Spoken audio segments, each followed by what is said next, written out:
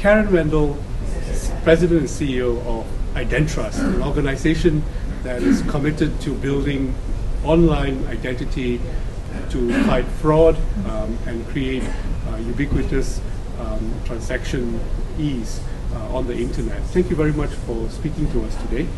We haven't spoken to Identrust for a while. What's been going on to Identrust as an organization in the last 2 or 3 years?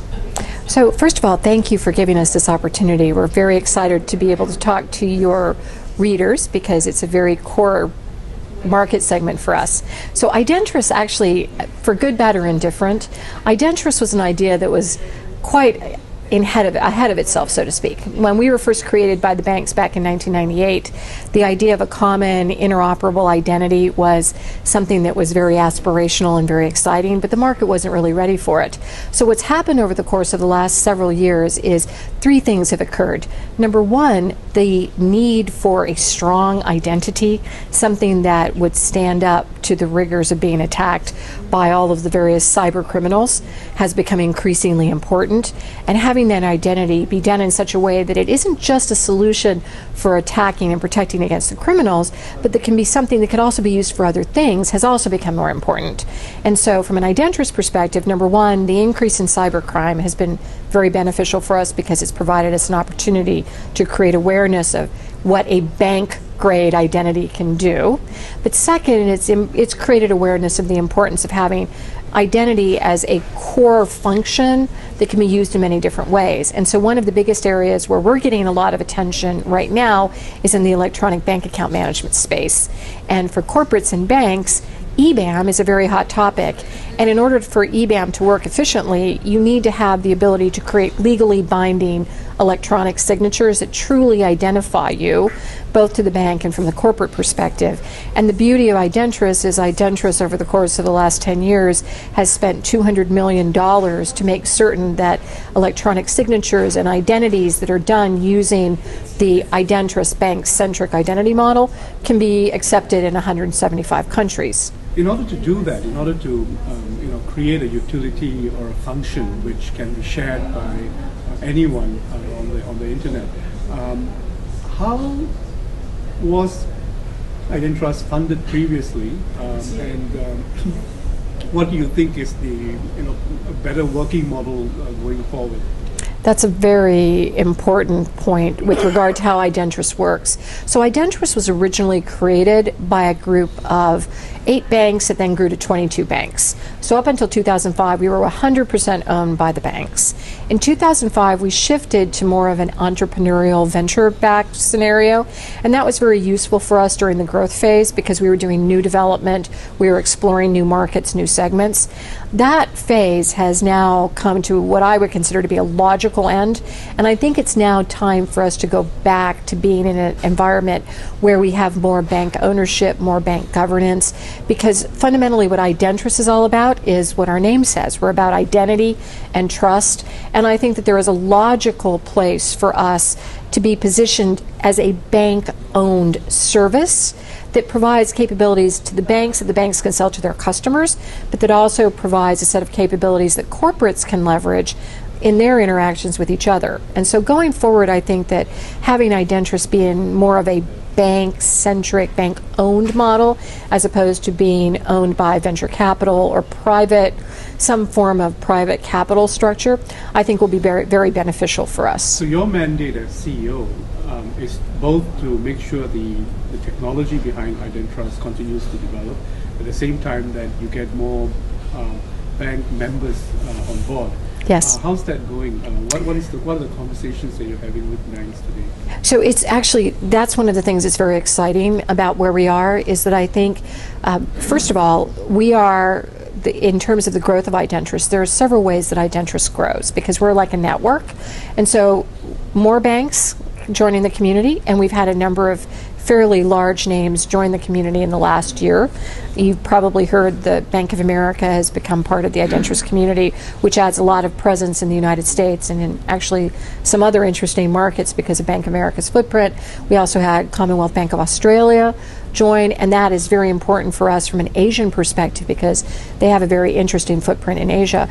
So that's examples of two of the types of banks, big global multinational banks. Bank of America joined because they wanted to have access to our electronic bank account management solution that they could take to their corporates. And that was a very specific strategic decision on their part. Commonwealth Bank of Australia joined because they wanted to have a higher level of security for access to their online banking platform. And they wanted to extend it not just to their corporates, but they wanted to look at extending it to the consumer platform as well.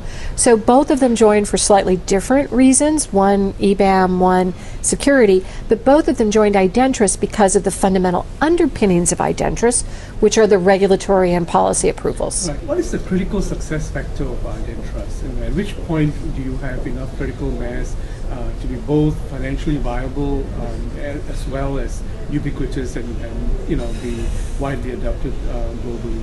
Well, I want to own the world, Emmanuel. Very simply put, critical success factor for Identras is there are two ways for us to be successful and to have that critical success factor. The first one is for us to be used by the largest cash management banks, and there are 15 banks that basically control roughly 75% of all the cash management activities.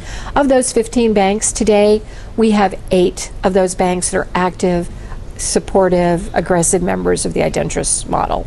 So one of our targets over the course of the next year is to bring the other banks of those 15 banks, to bring those other banks into the Identras community. And we won't go through the names of all of those, but we can just generally talk about, we really would like to bring in the traditional large cash management players into the community. So that's one part of success. The other part of success is to find many different ways for us to add value in different types of use cases. So, for example, moving into the consumer space and providing identities in the consumer space, because we've traditionally played at the corporate level. Moving into mobile, because mobile communications, mobile payments is something that's very important, and our members today, the network members, have said that they want us to move into the mobile space. So in terms of creating protocols and also the kind of devices that you're supporting, what is the thinking in Identras about what it will take to make it successful? So there are two things on that one. Number one, I think that there are still two different views in terms of the devices that are being used. One, I agree with you that there is an impetus on the part of customers saying, look, I already have a mobile phone, I already have a PDA, I already have an iPad, I'd like to have that be the storage mechanism for my identity. And so I think that we're going to see evolution along the line of using those as the mechanism for storage. One of the problems is that a lot of those devices don't really have the ability to store very highly secure identity mechanisms.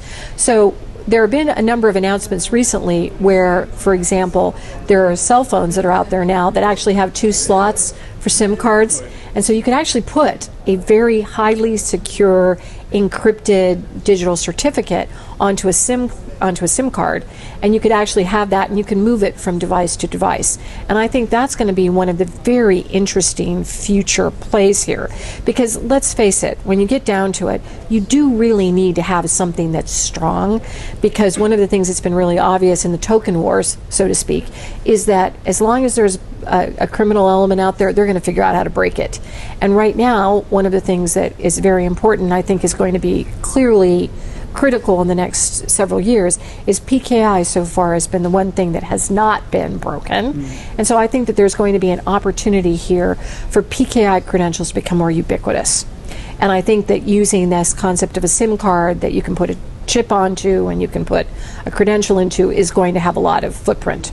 So I think there's one path there. There's another path where actually we're seeing a big demand for USB devices, the tokens, that are zero footprint, where essentially what that means is all of the things that you need to basically create a secure channel, to establish your identity, and to make certain that you really are Karen Wendell, all of that is stored on the device. And it doesn't leave a footprint on a computer, so you could use it in a kiosk, you can use it at home, you can use it in your laptop, you can use it actually in a lot of the PDAs that are now having USB connections. So I think that what we're going to see is we're going to see these USB devices that are going to have chips in them. Those USB devices are going to be contactless. They're also going to have the USB capability, and they're going to be based on digital certificates with a zero footprint where you have a hardened browser on the device. Karen, thank you very much for spending time with us. Thank you so much, Manuel.